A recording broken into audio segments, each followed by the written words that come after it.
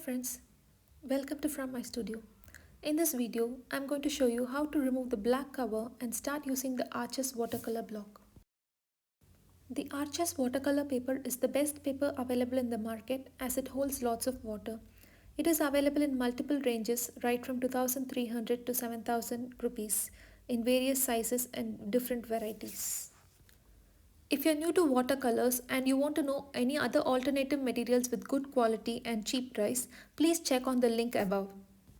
Arches watercolor paper holds the water really well and the paint does not get dried quickly. So you can keep adding details and effects using wet on wet techniques and you can achieve the desired results.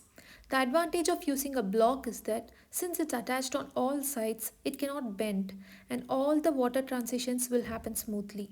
You can add multiple layers of water and enjoy getting your desired results. Now, in order to remove the black cover, we need to use a palette knife.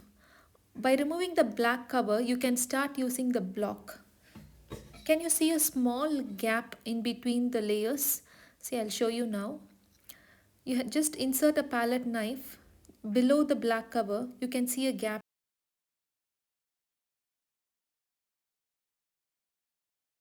Once you have put through the palette knife inside, you have to smoothly stretch it across all sides. Just press the paper and smoothly stretch it across all sides. Don't go up and down, just give one single stretch on all sides.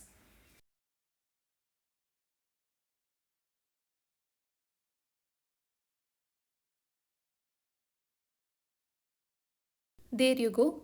Now you can start enjoying using the watercolor block. Once your painting is over, you have to remove this first sheet of paper in the same way by inserting a palette knife below the first paper. You should not remove the paper before painting because as I mentioned before, having it as a block is an advantage. So you have to remove like this, insert a knife and remove this first sheet of paper only after painting. Hope this video was useful. Happy painting. We'll meet you in another video. Thank you.